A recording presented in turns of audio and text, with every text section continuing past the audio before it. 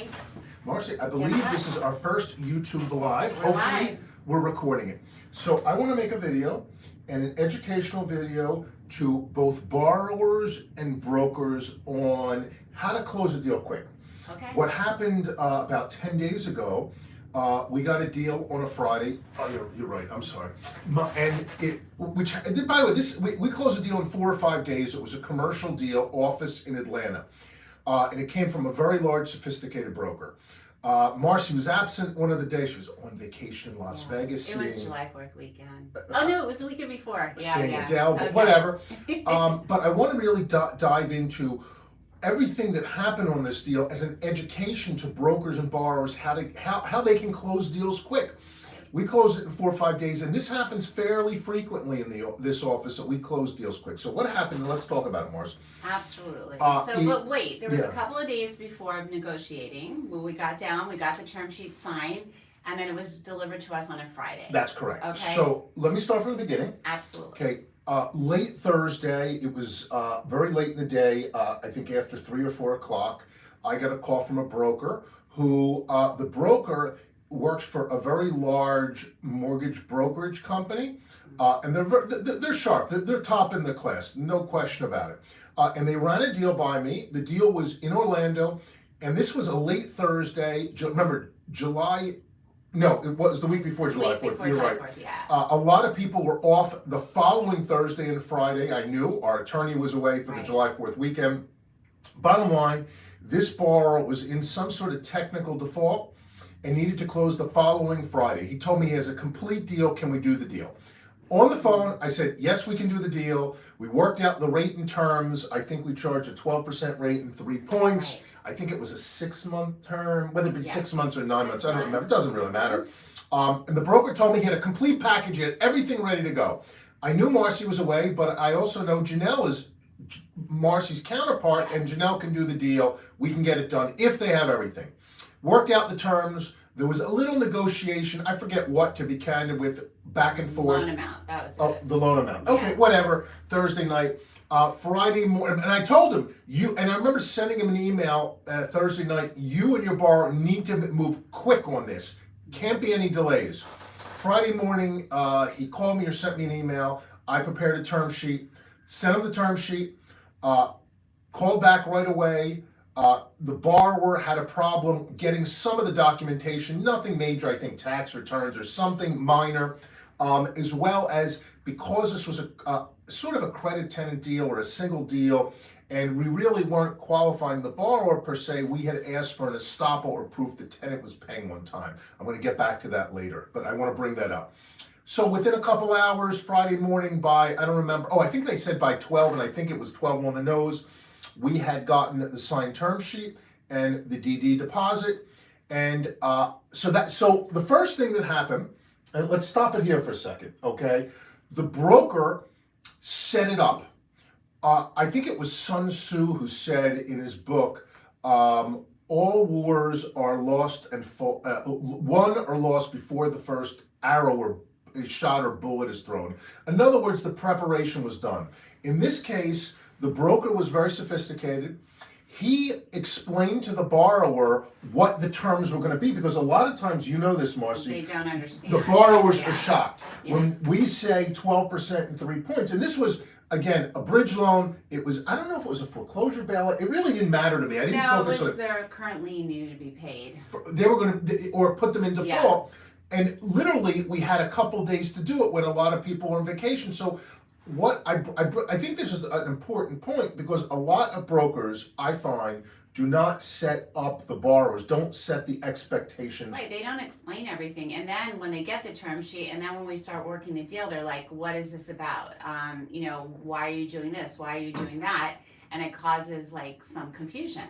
But in this situation, there is no confusion. The broker did an amazing job explaining to their client what was going on. Even though we explain, sometimes we need the support of the broker to communicate, and this was done. 100%. Well, as well, this broker also was shopping the deal with other lenders, and he was very upfront. He told me about that. Which we understand that. We understand that. Absolutely. And that's part of the game. So I think I wasn't on the call with the broker and the borrower, but I'm guessing the broker said to the borrower, hey, you need to close. You have a hard deadline next Friday. This You and make this. a decision. Yeah, this and this is going to happen. Yeah. You got to poo-poo or get off the pot. And a lot of times I find that brokers don't explain it right. They don't set it up right. They make excuses for the rates and the fees and all of that on private lending.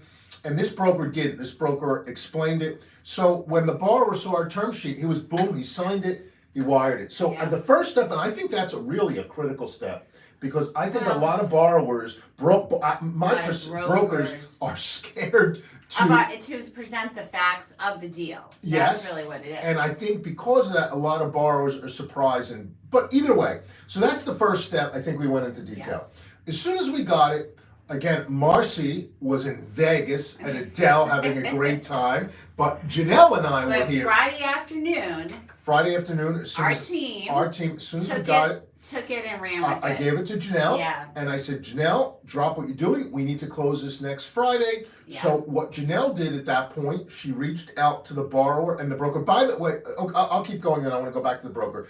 Reach out to the borrower and broker. We need A, B, and C, and D, so on and so forth. She sent him an email. She called them. At that point, the broker did something which, again, I commend them for it. They were in the loop. We were in touch with them, but they weren't overbearing. They didn't want to control the narrative. We spoke to the borrower directly, and it worked really, out fine. It went right from there. Yeah. You know. We got a bunch of stuff Friday. The borrower was very, very on top of it.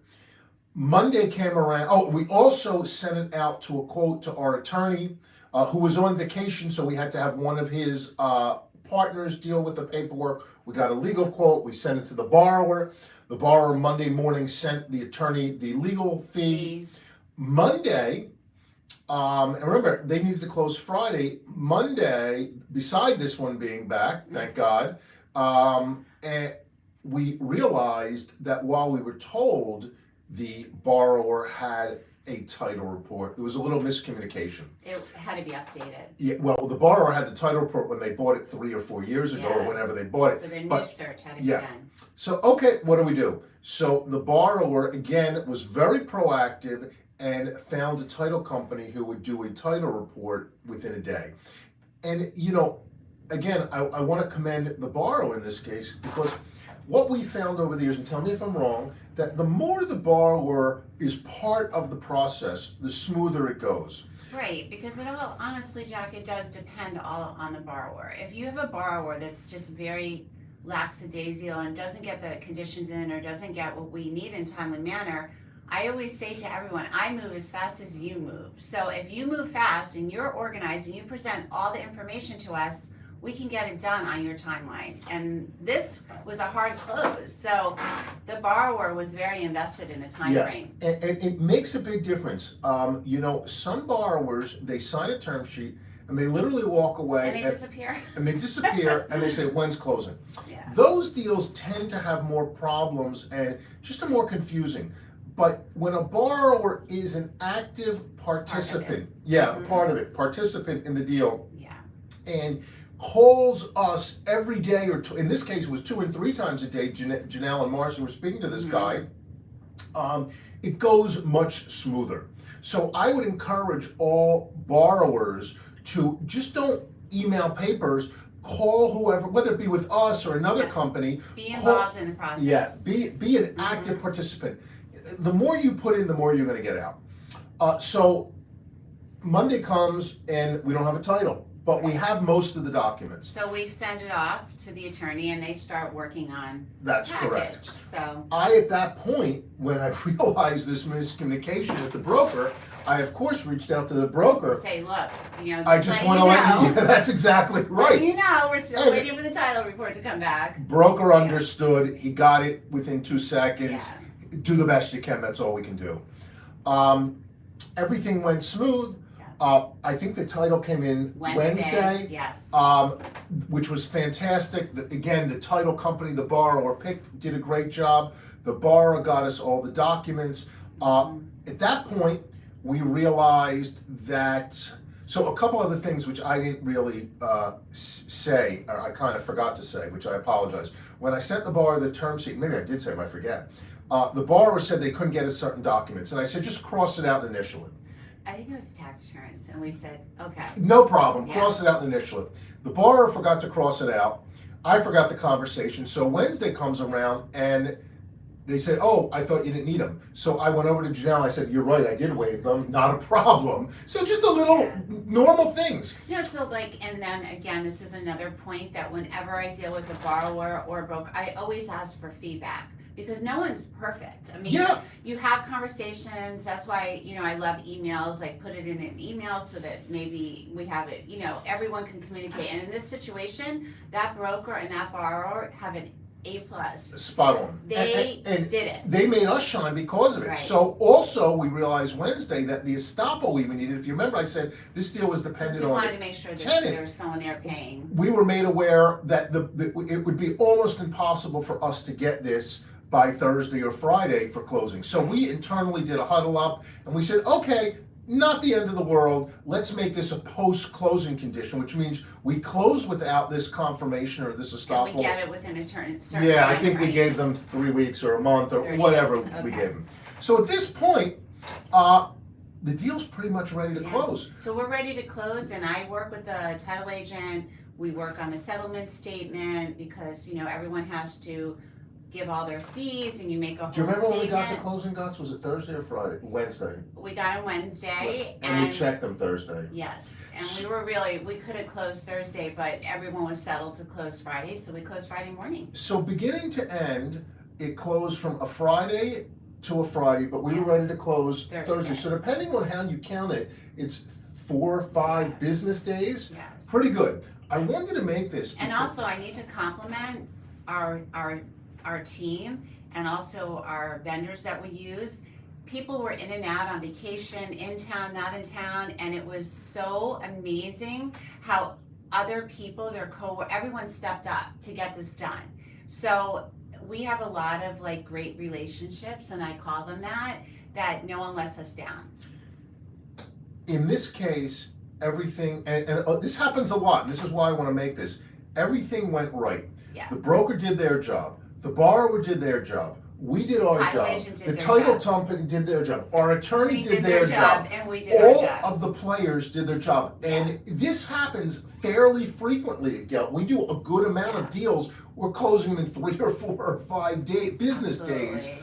But again, I think sometimes brokers and borrowers don't understand what goes into it, and that's really the purpose of this. Right. I'm hoping a Well, mortgage so we're broker. explaining to you, if you really do have That's right. What you need to do. what you need to do, The- if you have a deal that needs to close fast. The broker was involved, but not too involved. Like when the estoppel situation came in, we sent the broker an email. Hey, I just want to let you know we're waiving the estoppel. We'll get it after closing, make it as a post-closing condition. So the broker was certainly involved. We spoke to the broker every day. Oh, they were on every email too. But they In the weren't back, in the monopolizing. background. And what happens sometimes is some brokers think that if they control the deal or the narrative, they almost stifle the deal, and it's not good. They're too involved. Yeah. This broker was just the right amount involved, and the Exactly. borrower was spot on. He knew he had to close it. He knew, and I had spoken to the borrower after closing, and the borrower was so thankful. He said, look, I don't begrudge you for charging a 12% rate. He said, a bank couldn't do it quick. It's not your fault. I had a problem with my lender. He was grateful, and we know we're a tool for him to get him out of trouble or to save him. And he'll hope, I don't want to say for his sake, I'm sure he's going to refinance this out with the bank in a couple months. Which is the point of our loan. That's good for him. Yeah. I hope he does it. And everything worked right. We worked right. They worked right. Right. Everything was aligned. And I think more deals can happen. And I think if borrowers and brokers align themselves and do the right steps. And that's, then everything will be successful. yeah, I feel like So- I don't mean to criticize brokers. I don't mean to No, we're criticize just parties. trying to explain that if you're prepared, we're prepared to close your loan. So, yeah, that's correct. So it starts with the setup. The broker did an excellent job with the borrower knowing the expectations. Then it goes to our end. We deliver boom, boom, boom. We quote it out, and by the way, most of the deals we do, we quote out on the phone, we issue a term sheet. As soon as we get it, we can close them all 3, 4, 5, 6 days if it goes smoothly. The borrower signed the term sheet, sent us the docs, sent us the due diligence fee, boom, boom, boom. We get so many term sheets signed. And then they don't send it The to documents you. come in 28 weeks later. Yeah. It's like no one's focused on it. They think it's just going to happen. The borrower did their job, the broker did their job, we did our job, and the deal closed. And it was a fantastic deal. Again, it served a need for the borrower. Right. From the borrower's perspective, it was, I'm guessing, somewhat of a bitter pill, but it's if we didn't close, he would have been up shit's creek. Right, exactly. He needed our loan. He needed our loan. So we were a lifesaver to him. The broker needed a lender who could execute quickly and be flexible. In this case, I think we won the deal because the broker knew we can close quickly, and a lot of other lenders wanted a much more of a minimum interest or a prepayment penalty, and we were flexible with that. So We are flexible. We're Well, flexible. We will mold the deal for the situation. Yeah. And that's what makes us different. And you can speak directly to us and we decide. Did we leave anything without talking about quick I closes? don't think so. I think you got it. You be organized, present the whole deal, communicate. Can I tell you, it's sort of on this topic, but it's not. There have been many other deals that try to do a quick close where the lender, and I'm speaking for us, but again, I don't mean to criticize brokers or borrowers. That's not my purpose. My purpose is to be effective. Well, to give you information Yeah. so that you're Is successful. a lender is not told the whole story Story, up yeah. front. And then the crumbles start crumbling. Yeah, so I would encourage borrowers and brokers, to whoever your lender is, communicate the bad stuff Up front. up front. Yeah. Don't think the lender isn't going to find out, because 99% of the time they do find out. So sometimes we're told, oh, this needs to close quick and and what happens is they're just not giving you the whole story, and when we find out, it's not a It good. just causes it's problems all not the way good. around. No, Yeah, and we don't want to do that. And you know what else is? A lot of the times, if we would know whatever is bad up front, We could maybe figure it out. yeah, Yeah. there's workaways. Yeah. Very seldom do we find out after and we say, we couldn't have done that. We said, if they would have told us, if they would have, Well, because you look at things in a different lens. Yeah. And they didn't give us the opportunity. Yeah, And then so- when you find out later, as we're doing the due diligence of the deal, and then it's kind of like, what do we do now? I understand, it's a bad situation, Yeah. but I would encourage brokers and borrowers to get the bad news out right away, almost like in the first sentence, This is a situation. Can Can you you help? do it, Can you or- assist? yeah. Can you help me with this? And this is what I'm living with. How can we solve this problem? I think there's a tremendous market now. So we're done with that part of it, but I want to go on. We're still live. We're still so live. We could sit Got here it. all day and just keep talking. Well, I don't know about that. I have a 61-year-old bladder. I know. My bladder can't sit But anywhere it's 61. fun Friday. Well, I got work to do, but it's fun. It's We're fun. having pizza But today. I think there's a tremendous All right. Yeah, we're having pizza. Oh, for Noah's birthday. Yeah. Yeah, it's my son's. His birthday. Birthday so today, we yeah. always have birthday lunches, and How come I didn't have it on his birthday? His birthday was 2 days he ago. wanted to have it on Fun Friday. Okay. Anyway, I think there's a tremendous opportunities for brokers to work on rush closings. What's happening in the industry now is a lot of banks do not want to do deals. A lot of lenders are Well, not they're- closing deals. We have some like A+ borrowers, I'm gonna call them. Not that I rate my borrowers, but we have some borrowers that had 1031 exchange funds that Bankable are borrowers, like yeah. amazing borrowers.